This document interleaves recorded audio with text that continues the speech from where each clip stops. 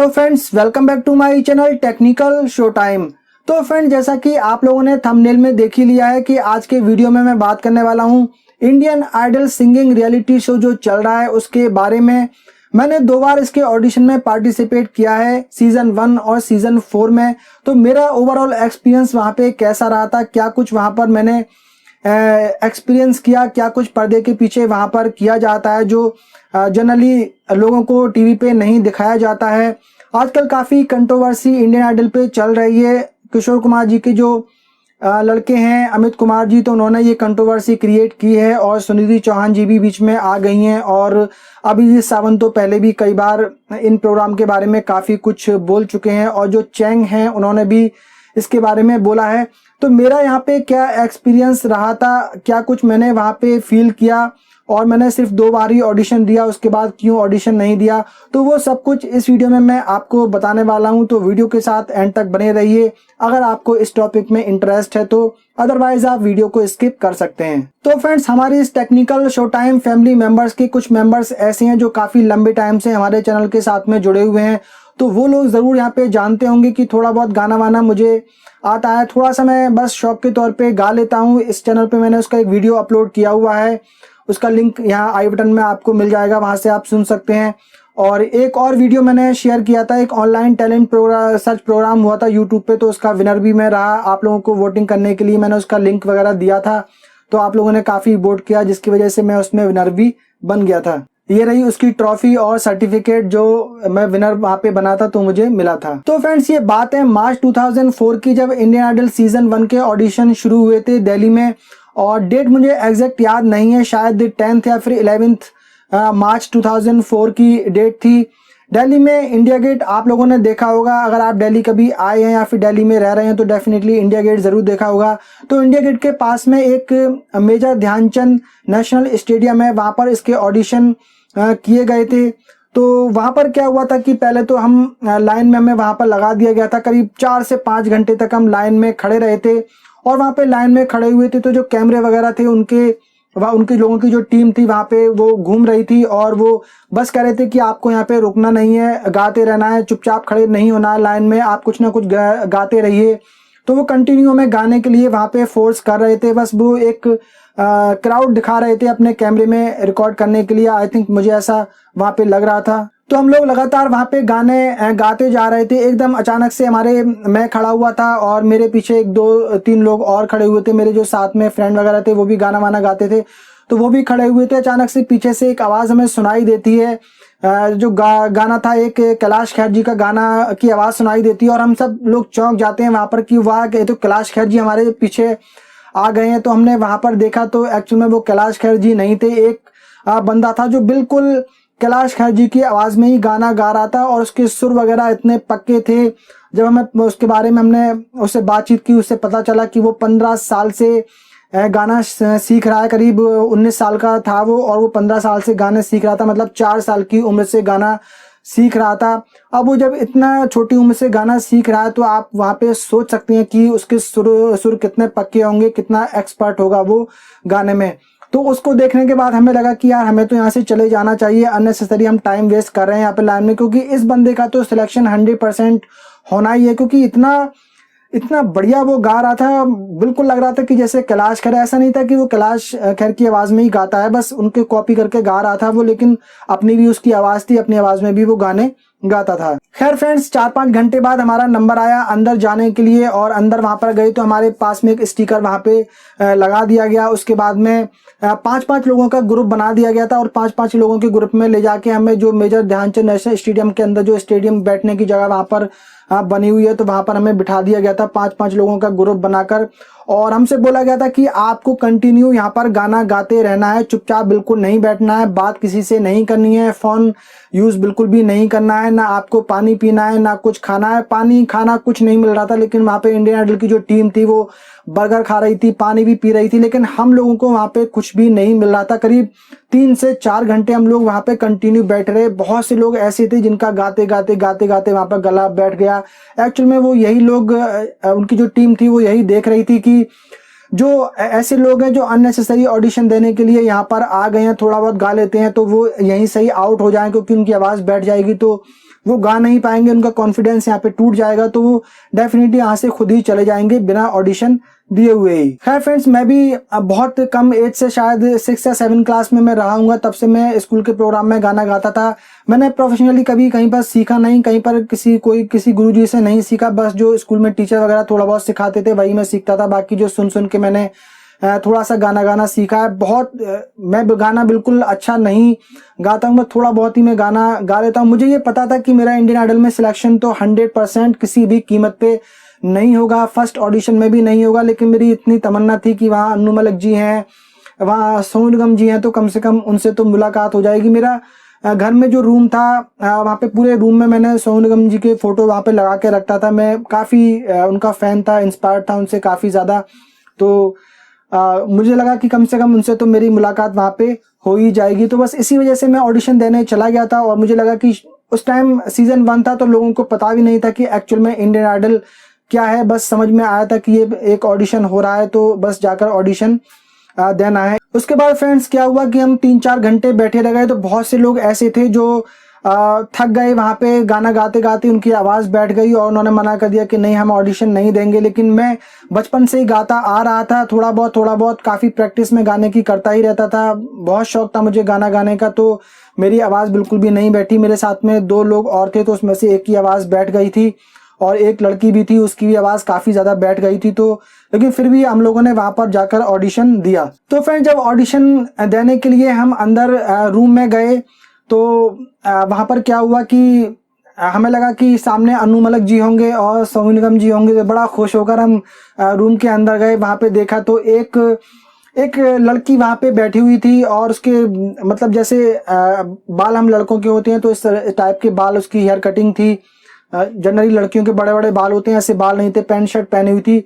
तो मुझे लगा यार ये सोनू निगम और अन्नू मलिक जी कहाँ गए, ये तो फराह खान भी बिल्कुल नहीं लग रही हैं। तो खैर उन्होंने कहा कि आपका यहाँ पे प्री ऑडिशन होगा पहले, फिर हम आपको दूसरे रूम में लेकर जाएंगे जहाँ पर अन्नू मलिक जी बैठे हुए हैं। तो ये ऑडिशन का दूसरा दिन था, पहला दिन ऑडिशन का निकल गया था, मैं दूसरे दिन ऑडिशन में गया था।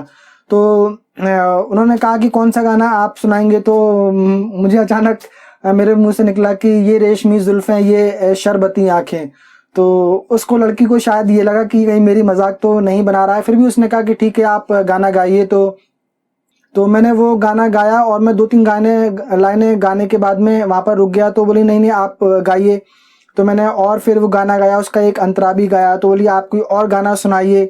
तो फिर मैंने एक और गाना सुनाया उसका, वो किसका है ये तुमको इंतज़ार, मैं हूं ना गाना है ना, तो मैं हूं ना फिल्म का वो मैंने गाया। तो बोली ठीक है जाइए आप बाहर वेट करिए। ऐसे कर करके मेरे साथ के जो 5 लोगों का ग्रुप था तो वो अंदर गया। तो 5 लोग हम बाहर वेट करने के लिए बोल दिया गया। फिर हमारे 5 के जो पीछे वाला हमारा बैच गया, जिसमें वो लड़का भी था जिसका मैं बता रहा हूँ कि वो जो बचपन से सीख रहा था, क्लासिकल सिंगिंग सीखा हुआ था वो। तो उसने भी जब उसको भी यही बोल दिया गया कि आप बाहर वेट करिए। तो जब हम 10 लोग बाहर हो गए, 2 ग्रुप बाहर जब आ गए, तो हम लोगों से बोला कि आप में से किसी का सिलेक्शन यहाँ पे नहीं हुआ है, आप लोग यहाँ से जा सकते हैं। तो हम लोग एक चौंक गए। और देखिए यहाँ पर क्या हो रहा था कि जब हम लोग स्टेडियम में वहाँ पर बैठे हुए थे तो सब कुछ नंबर वाइज चल रहा था, क्योंकि सबके सीरियल नंबर दिए हुए थे, सबके ग्रुप के सीरियल नंबर दिए गए थे, तो सारे सीरियल नंबर से अंदर चल रहे थे। लेकिन क्या हो रहा था कि 3-4 घंटे में हमने ये नोटिस किया कि बार बार बीच में से उनकी टीम आती थी और कहते थे कि ये हैदराबाद से ये पर्सन आए हैं, ये इधर आ जाइए, और ये लखनऊ से इधर आया है। एक शहर का नाम मैं ऐसे ही ले रहा हूँ, लेकिन उन्होंने कुछ और शहर के नाम वहाँ पे बोले थे। हैदराबाद मुझे ध्यान है पक्का, उन्होंने हैदराबाद बोला था कि हैदराबाद से ये आ जाइए, ये आ जाइए। मतलब बीच बीच में से उन्होंने सिलेक्टेड लोगों को बुलाया, और जब हम बाहर निकल कर पहुंचे तो हमें पता लगा कि उन्हीं लोगों का सिलेक्शन वहां पे हो चुका है। तो कुल मिला के हमें उससे ये एक्सपीरियंस हुआ कि यहाँ पे सब कुछ पहले से ही फिक्स किया हुआ है कि किन लोगों को सिलेक्ट किया जाना है। जाहिर सी बात है कि इंडियन आइडल की जो टीम है, इंडियन आइडल के जो मेकर्स हैं, उन लोगों ने ऐसा नहीं सोचा होगा वहां पर। लेकिन वहां पे बीच में जो पूरी टीम होती है, और सभी आप लोग जानते हैं कि हर डिपार्टमेंट में यही होता है कि अपने अपने लोगों को फायदा वहां पे पहुंचाया जाता है। लेकिन जब फाइनल राउंड में पहुंचते हैं तो डेफिनेटली वहां पे काफी मुश्किल वो हो जाता है, और बहुत से ऐसे जो लोग हैं जो सिफारिश से अंदर जाते हैं वो बाहर भी आ जाते हैं। तो हमारा ये एक्सपीरियंस वहां पे एक्चुअल में यही रहा कि जब फिर हमें लगा कि यार हम क्यों रो रहे हैं, एक बंदा ऐसा जो बचपन से गा रहा है, क्लासिकल सिंगिंग सीखा हुआ है और काफी अच्छा गाना वो गाता, जब उसका सिलेक्शन नहीं हुआ तो फिर हमारा क्या है, फिर हम लोग बाहर आ गए और फिर हम बहुत सारे लोगों ने मिलके और भी जो लाइन में वहाँ पर लगे हुए, जब उनको पता लगा कि इस लड़के का सिलेक्शन नहीं हुआ तो सबने वहाँ पे हंगामा कर दिया और हम लोगों ने जूते चप्पलें उठा उठा के अपने और अंदर गेट के अंदर मारना शुरू किया। इंडियन आइडल हाय हाय, इंडियन आइडल हाय हाय के नारे हमने लगाए, क्योंकि सब लोगों को वहाँ पे काफ़ी दुख हो रहा था। सब लोगों का कहना यही था कि इस लड़के का सिलेक्शन तो 100% होना ही चाहिए। फिर हमने उनसे कहा कि भाई कुरान में हमने काफ़ी शोर मचाया कि आप इस लड़के को अंदर लो, आप इस लड़के को अंदर लो। उस लड़के को अंदर दोबारा बुलाया गया और अंदर ले जाके उस लड़के की पिटाई भी वहाँ पे लगाई गई, ऐसा हमें सुनने को मिला था। हालांकि मुझे पता नहीं, लेकिन 2 दिन बाद मुझे सुनने को मिला था। काफ़ी देर वेट करने के बाद में वो लड़का वो बाहर वापस निकल कर नहीं आया था, लेकिन हमें बाद में पता लगा कि उस लड़के की पिटाई लगाई थी अंदर बुलाकर। इसके बाद फ्रेंड्स हम लोग वापस घर पे आ गए और उस दिन मैंने कान पकड़ लिए कि कभी भी इंडियन आइडल में नहीं जाना है। और हमें ये भी पता चला था कि जो फर्स्ट डे था दिल्ली में ऑडिशन का, उसी दिन सोनू निगम, अनु मलिक जी और ये फराह खान जी थी। लेकिन जो सेकंड डे था और जो थर्ड डे था उसमें इनमें से कोई भी नहीं था। उस लड़की को और एक कोई गणेश नाम का पर्सन था, वो डांस वगैरह भी सिखाता है, डांस या किसी प्रोग्राम में मैंने उसको देखा था। वो बंदा भी वहाँ पर किसी टीवी प्रोग्राम में ही मैंने देखा था, वो भी वहाँ पर था। तो वो ऑडिशन वहाँ पे ले रहा था, ये चीज़ हमने वहाँ पर देखी। तो ये एक्सपीरियंस वहाँ पे मुझे फर्स्ट राउंड में जो सीजन फर्स्ट था उसमें ये करने को वहाँ पे मिला था। और फिर मैं 2 साल बिल्कुल भी नहीं गया। फिर एक सीजन 4 आया तो मेरे गांव का बंदा था, वो आया। वो भी बचपन से गाता है, उसके दादा गाते थे, उसके बाप गाते थे और वो भी गाना गाता है। आप सोचिए कि बचपन से जिस घर में गाने गाए जा रहे हैं तो वो कितना भी ना चाहे बच्चा तो सुरीला हो जाता है। उसका अपना बैंड है, बैंड में गाने गाता है वो। तो वो आया कि आसिफ भाई मेरे साथ में चलो। मुझे पता नहीं था, उसका दिल्ली का आइडिया उसको नहीं था, तो उसको लेके गया मैं ऑडिशन दिलाने के लिए। तो जब वहाँ पे हम पहुंचे, हमें लगा कि चलो तुम्हारा तो हो ही जाएगा, तो हमने भी लाइन में साथ में उसके खड़े हो गए। मुझे पता था कि मेरा तो होना है ही नहीं। तो जब वो अंदर गया तो उसका भी सिलेक्शन वहाँ पे नहीं हुआ और मेरा तो होना ही नहीं था। और उस दिन भी कोई भी जो जजेस थे उनमें से कोई नहीं था। एक जेंट्स कोई बैठा हुआ था, उसने ही हमारा गाना सुना था और मैंने प्रीत की लत मोए ऐसी लागी गाना आई थिंक मैंने उनको सुनाया था, जो कैलाश खेर जी का गाना है ना, तो वो गाना मैंने वहाँ पे सुनाया था। तो उसका भी सिलेक्शन तब भी नहीं हुआ और फिर भी नहीं हुआ। उसके बाद मैं उन ऑडिशन में, फिर ये इंडियन आइडल के ऑडिशन में कभी भी नहीं गया। एक बार फिर सारेगामा का ऑडिशन था, तो वही फ्रेंड आया था, उसको जाना था, तो उसके साथ में सारेगामा के ऑडिशन में गया। तो वहाँ पे लोग रात से लगे हुए थे। रात से लगने के बाद में और सुबह को करीब 8 बजे करीब गेट खोला गया। गेट के बाहर लाइन थी, 8 बजे करीब गेट खोला गया। सारे लोगों को वहाँ पे अंदर ले लिया गया। जितने लोग अंदर चले गए, फिर अचानक से गेट बंद कर दिया गया। आई थिंक 100-150 लोग अंदर चले गए होंगे। उसके बाद गेट बंद कर दिया गया। पूरा दिन शाम को 7 बजे तक हम लोग वहाँ पे वेट करते रहे कि गेट खुलेगा, अब गेट खुलेगा, लेकिन गेट फिर नहीं खुला। सुबह 8 बजे बस वो 100-200 लोग जो अंदर चले गए थे, बस उन्हीं का ऑडिशन वहाँ पे हुआ। बाकी जो बाहर लोग रह गए उनका किसी का भी ऑडिशन नहीं हुआ। और बाहर जो लोग गाना सुना रहे थे इतने एक्सपर्ट थे गाना गाने में। वो लोग पूरी जिंदगी मुझे लगता है कि उन लोगों ने अपनी गाना गाने में ही गुजार दी थी। तो वो लोग ऐसे लोग वहाँ पे वेट कर रहे थे। आपने काफी सारे सिंगिंग रियलिटी शो में देखा होगा, दिवाकर एक लड़का है जो कि जिनकी आंखें नहीं है, वो देख नहीं पाते हैं, वो बहुत अच्छा गाना गाते हैं। और ये जो आप फोटो देख रहे हैं तो ये रफ़ी आइडियल के नाम से एक ये दिल्ली में ही कंपटीशन होता है। 31 जुलाई को रफ़ी जी की श्रद्धांजलि में ये प्रोग्राम किया जाता है। कला दर्पण क्लब है दिल्ली में, तो वो ये ऑडिशन करवाते हैं और इसमें प्राइज़ वगैरह वो देते हैं। तो मैंने जब इसमें ऑडिशन दिया था, एक बार ही ऑडिशन दिया था, तो मेरे साथ में दिवाकर जो है तो इन्होंने भी ऑडिशन दिया था और छू कर मेरे मन को किया तूने क्या इशारा, वो गाना इन्होंने गाया था, मुझे आज भी याद है। तो फ्रेंड्स ये था मेरा एक्सपीरियंस क्या था इन ऑडिशन में जाने का। और उसके बाद मैंने अपने कान पकड़ लिए, मैं कभी भी इन ऑडिशन में नहीं गया। हालांकि मैं उतना अच्छा गाता भी नहीं था कि मैं इन ऑडिशन में जाने लायक हूँ, लेकिन फिर भी मैं एक्सपीरियंस करने के लिए जाता था। जो मेरे साथ के लोग थे, मैं हॉस्टल में रहा करता था उस टाइम, तो हॉस्टल में गाना वगैरह मैं गाता रहता था। तो जो साथ के लड़के थे वहाँ पे हॉस्टल में, तो वो सब लोग मुझे फोर्स करते थे वहाँ पे जाने के लिए। यहाँ तक कि मुझे याद है कि एक दिन मेरे पास में पैसे नहीं थे, कि उस टाइम तो बाइक वगैरह मेरे पास में कुछ भी नहीं थी और मैं मेरे पास में, मैं सच बता रहा हूँ कि 1 रुपया भी मेरे पास में नहीं था और 4 रुपये लगते थे जाने के। जहाँ पर एक ऑडिशन एक जगह हो रहा था, कला दर्पण क्लब का ही दोबारा ऑडिशन था, तो दूसरी साल में, तो मेरे पास पैसे नहीं थे कि मैं 4 रुपये खर्च करके और वहाँ पे ऑडिशन देने के लिए जा सकूं। और 50 रुपये का या 100 रुपये का शायद फॉर्म भी, वहाँ पे एडमिशन फीस भी देनी पड़ती थी, फॉर्म भरना पड़ता था, तो उसके भी वो पैसे मेरे पास में नहीं थे। तो मेरा रूम के बराबर में दूसरा रूम था हॉस्टल में, तो वो काफ़ी गाने का शौकीन था, उसको बिल्कुल गाना आता नहीं था लेकिन गाना गाने की कोशिश करता था, तो उसने मुझे काफ़ी फोर्स किया। रजत नाम था उसका। अगर वो मेरा ये वीडियो देख रहे होंगे तो उनको याद होगा कि उन्होंने मुझे वो, सॉरी फ्रेंड्स, मुझे थोड़ा सा उस टाइम की बातें याद आ गई, तो वो भाई थे मेरे रजत, और काफ़ी अच्छी फ्रेंडशिप थी उनसे। तो वो उन्होंने मेरा वो फॉर्म के पैसे मुझे दिए और मुझे बाइक उनके पास में थी, अपनी बाइक पे मुझे वो लेके गए वहाँ पे ऑडिशन के। मेरे पैसे उन्होंने वहाँ पे जमा किए थे। तो उस दिन मैं काफ़ी लेट पहुँचा वहाँ पे ऑडिशन में, तो बहुत लास्ट में मेरा नंबर आया था।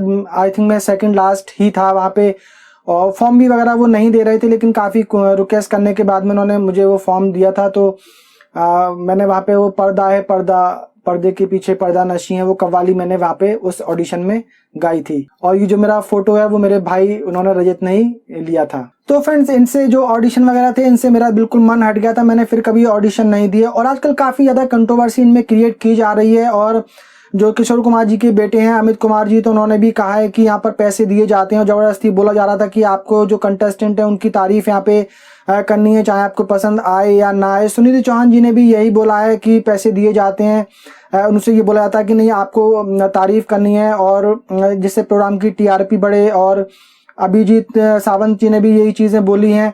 और आप लोगों ने वैसे भी देखा होगा कि अब नए तरीके की चीज़ें आ रही हैं कि वो दिखाते हैं कि इनका अफेयर चल रहा है, जैसे कि नेहा कक्कड़ जी और आदित्य नारायण का दिखाया था कि इनकी शादी होने वाली है डेली। इस तरीके के अन्य से, मतलब सिंगिंग के प्रोग्राम में इतनी कॉमेडी भर रखी है, लोगों ने लगता नहीं है कि हम सिंगिंग प्रोग्राम देख रहे हैं या कॉमेडी देख रहे हैं। मैंने बिल्कुल ये प्रोग्राम देखना छोड़ दिए हैं। बस जो कंटेस्टेंट मुझे थोड़ा सा पसंद आता है तो यूट्यूब पे मैं उनके परफॉर्मेंस बाद में देख लेता हूँ, और वो झेलने लायक अब ये प्रोग्राम बिल्कुल भी नहीं रहे हैं। तो और इस टाइम भी आई थिंक चल रहा है, जो 2 लोग हैं, एक वो उत्तराखंड के हैं, नाम मुझे ध्यान में नहीं आ रहा है, काफ़ी अच्छा गाते हैं वो, और एक लड़की भी है काफ़ी अच्छा गाती है, उनकी ये इमेजेस आप देख सकते हैं। तो ये दोनों लोग काफ़ी अच्छा इनका गाना गाते हैं, और इन लोगों के बारे में कंट्रोवर्सी क्रिएट की जा रही है कि ये इनका अफेयर चल रहा है, ऐसा कुछ। तो ये चीज़ें जानबूझकर की जाती हैं ताकि प्रोग्राम को टीआरपी देने के लिए। और बिग बॉस के बारे में भी मैं आपको बताऊं, बिग बॉस में एक पर्सन है, बहुत ही ख़ास हैं, जानने वाले हैं। तो वो गए हैं और बिग बॉस में पार्टिसिपेट उन्होंने किया है, तो उन्होंने भी बताया था कि पूरा स्क्रिप्टेड होता है बिग बॉस भी, और वहाँ पर भी मतलब पहले से ही डिसाइड होता है कि किसको कब निकाला जाना है, और कि भी आपको 4 हफ्ते रुकेंगे उसके हिसाब से पैसे दिए जाते हैं, आपको 5 हफ्ते रुकना है इसके आपको पैसे दिए जाते हैं। तो वो पूरा का पूरा वहाँ पे डिसाइड रहता है। तो उन्होंने, अब उनका नाम मैं यहाँ पर नहीं बताना चाहूँगा, अचानक से मेरे मन में आया ये वीडियो बनाने का, उनसे मैंने बात नहीं की, नहीं तो मैं उनसे पूछ के उनका नाम भी यहाँ पर डिस्क्लोज कर सकता था। तो वो यहाँ पे मैं फ़िलहाल नाम नहीं बताने वाला हूँ, लेकिन मेरा नाम आसिफ है, तो हमारे रिलीजन के ही हैं वो भी, एजाज खान बिल्कुल भी नहीं है। तो बाकी एक दूसरे पर्सन है, तो उन्होंने इस टाइप की बात बताई थी कि पूरा स्क्रिप्टेड रहता है बिग बॉस भी। तो बहुत सारा इनको स्क्रिप्टेड रहता है इनमें, और बहुत सारी जान पहचान लोगों की चलती है। तो इस तरह की काफ़ी सारी चीज़ें रहती हैं इन प्रोग्राम में, काफ़ी जान पहचान चलती ही है डेफिनेटली। और बहुत सारी चीज़ें ऐसी देखी गई हैं। बाद में भी बहुत सारे जो मैंने ऑडिशन दिए हैं, तो बहुत सारे वहाँ पे फ्रेंड बने जो इन लोगों ने साथ में ऑडिशन दिए, उन लोगों से बाद में बातें होती रहती थी। वो लोग बताते रहते थे कि यार अब भी नहीं हुआ, अब भी नहीं हुआ। वो इतना लोग गाना गाते थे, इतना सीखते थे, फिर भी उनके ऑडिशन में सिलेक्शन नहीं होते थे। तो काफ़ी टाइम वो जाते रहते थे, लेकिन आज तक मेरे किसी भी जानने वाले का, इतने अच्छे गाने वाले लोग थे मेरे साथ के जानने वाले, लेकिन किसी का भी कभी भी सिलेक्शन इन ऑडिशंस में नहीं हुआ था। और यहाँ पे एक चीज़ मैं और आपको बता देता हूँ, दिल्ली में एक काफ़ी बड़ा ऐसा एक विद्यालय है नाम उसका मैं नहीं लेना चाहूँगा। तो उसमें मैं गया था सीखने के लिए। जब मेरा इंडियन आइडल सीजन 1 में सिलेक्शन नहीं हुआ, या मुझे लगा वहाँ पे और लोगों को देख देख के कि यार ये इतना अच्छा गाते हैं, इतना अच्छा गाते हैं, तो मुझे लगा कि मुझे भी सीखना चाहिए। तो उसमें यूनिवर्सिटी में मैं गया गाना सीखने के लिए। मुझे लगा कि यहाँ पे मैं जाऊँगा, चलो सीखूँगा गाना। वहाँ पे मैंने फॉर्म सबमिट किया। वहाँ पे एक ऑडिशन मेरा हुआ। एक पंडित जी वहाँ पे हारमोनियम लेके बैठे हुए थे, तो बोले आप क्या गाओगे, गज़ल गाना, ठुमरी। मुझे इतना पता नहीं था क्योंकि मैं शौकिया तौर पे ही गाने गाता था, जो भी गाने सुनता था वो मैं गाता था, तो मुझे इतना पता नहीं। मैंने उनसे कहा कि ठीक है मैं गाना गाता हूँ एक, तो बोले ठीक है गाना गाओ आप। तो उन्होंने मुझे हारमोनियम पे सुर दिया और बोले आप गाओ। मैंने गाना अपना वहाँ पर गाना शुरू कर दिया। तो बोले ठीक है। उन्होंने फिर एक सुर थोड़ा सा मुझे हाई पिच पे सुर दिया, तो बोले आप गाना गाओ। तो मैंने फिर अपने वहीं से गाना गाया, जैसे मैंने सुना था वैसे ही मैंने गाया। तो बोले ठीक है। फिर उन्होंने एक थोड़ा लोअर सुर मुझे दिया, तो बोले आप इस पे गाना गाओ। तो मैंने उस पे भी गाना गा दिया। बोले ठीक है। तो बाद में जब बोले ठीक है 3 दिन बाद लिस्ट लगेगी, तो आप उसमें अपना नाम देख लेना कि आपका एडमिशन यहाँ पे होगा या नहीं होगा। जब 3 दिन बाद मैंने देखा तो वहाँ पे मेरा ऑडिशन हुआ ही नहीं। तो मैंने फिर वहाँ पर गया, मैं वहाँ पे मैनेजमेंट से बात की भी। मैंने कहा आपने मेरा मतलब सिलेक्शन मेरा क्यों नहीं हुआ ऑडिशन, मतलब मैं यहाँ पर सीखने के लिए तो आया हूँ। बोले नहीं आपको कुछ आता ही नहीं है। तो मैंने कहा जब आता नहीं है तभी तो मैं यहाँ सीखने आया। बोला आपको सुर नहीं पता कि किस स्केल पे गाना, कौन सा गाना किस स्केल पे गाना है। तो मैंने कहा ये चीज़ नहीं पता, तो यही चीज़ तो मुझे सीखनी है, यही चीज़ तो आप लोग मुझे सिखाओगे। फिर सीखने के लिए कौन, अगर सब कुछ पता है कि सुर कैसे लगेंगे, कहाँ पे कौन से स्केल पे क्या चीज़ हमें गानी है, अगर इतना सब कुछ हमें पता होगा तो फिर हम सीखने के लिए क्यों आएंगे। खैर उन्होंने वहाँ पे नहीं लिया। वहाँ पे मैंने सोर्स भी लगाकर एडमिशन की कोशिश की, लेकिन वहाँ पे मेरा एडमिशन नहीं हुआ। फिर मैंने कहीं पर गाना वाना सीखा नहीं, बस मैं सुन सुन के ही थोड़ा बहुत गाना गाता हूँ। और आप लोगों ने जितने भी प्रोग्राम देखे होंगे उसमें अक्सर आपने देखा ही होगा कि जो लोग अच्छा गाने वाले होते हैं वो बाहर निकल जाते हैं, और जो लोग अच्छा नहीं गाते हैं वो लोग विनर भी बन जाते हैं, और उनका बाद में पता नहीं रहता कि वो लोग कहाँ गए। अब आपने देखा होगा अरिजीत सिंह जी को, तो वो कहाँ से कहाँ पहुँच गए, जबकि वो फेम गुरुकुल में आए थे और टॉप 4 या टॉप 5 में थे आई थिंक वो। उसके बाद वो बाहर निकल गए थे। नेहा कक्कड़ बाहर निकल गई थी, और भी ऐसे बहुत सारे सिंगर हैं जो बाहर निकल गए थे। सेकंड नंबर पे भी वो नहीं आ पाए थे, फिर भी उन लोगों ने क्या नाम कमाया है, कहाँ से कहाँ पहुँच गए। आजकल तो फिल्म इंडस्ट्री में नेहा कक्कड़ और अरिजीत सिंह जी के अलावा तो कोई सुनाई भी नहीं देता है। तो फ्रेंड्स यहाँ पे बहुत सारी चीज़ें हमें इस तरह की देखने को मिलती हैं, बहुत सारी फेक चीज़ें दिखाई जाती हैं जो कि रियलिटी नहीं होती है। रियलिटी बस नाम की रियलिटी होते हैं, शोज होते हैं ये, बाकी बहुत सारी चीज़ें इनमें फेक दिखाई जाती हैं। और ये मैं खुद अपने पर्सनल एक्सपीरियंस से ही बोल रहा हूँ, जो कि मैंने ऑडिशन में देखा है। और आप लोग भी अगर इन ऑडिशन में जाना चाहते हैं तो बेझिझक जाइए, भले ही सिलेक्शन हो या ना हो, ऑडिशन में जाइए, ऑडिशन दीजिए, क्योंकि वहाँ पे बहुत सारे लोगों से जान पहचान होती है, बहुत सारे दोस्त बन जाते हैं नए नए, और बहुत सारे लोगों से हमें वहाँ पे काफ़ी कुछ सीखने को भी मिलता है। डेफिनेटली बहुत सारी चीज़ें सीखने को मिल जाती हैं 2, 4, 5 घंटे के अंदर ही हमें वहाँ पर। तो जाना ज़रूर चाहिए, कोई भी ऑडिशन हो वहाँ पे ज़रूर जाइए, काफ़ी कुछ सीखने को ज़रूर मिलेगा। लेकिन इन प्रोग्राम को सीरियसली मुझे नहीं लगता कि देखने की ज़रूरत हमें लगती है। तो फ्रेंड्स बस इतना ही आप लोगों से इस बारे में मुझे शेयर करना था। काफ़ी कंट्रोवर्सी इंडियन आइडल पे चल रही है, तो मुझे लगा कि मुझे भी अपना एक्सपीरियंस आप लोगों के साथ में यहाँ पे शेयर करना चाहिए। अपने वो कुछ गानों के लिंक मैं यहाँ पर लास्ट में लगा रहा हूँ और ऊपर आई बटन में दे दूंगा, तो आप उन्हें भी सुन सकते हैं। उम्मीद करता हूँ फ्रेंड्स ये इन्फॉर्मेशन आप लोगों को पसंद आई होगी। पसंद आई हो तो वीडियो को लाइक कर दीजिए, शेयर कर दीजिए। अगर आपने पहली बार हमारे चैनल पे विजिट किया है तो चैनल को सब्सक्राइब कर लीजिए, साथ में बेल आइकन को भी प्रेस कर दीजिए। मिलते हैं फ्रेंड किसी अगले वीडियो में, तब तक के लिए बाय बाय।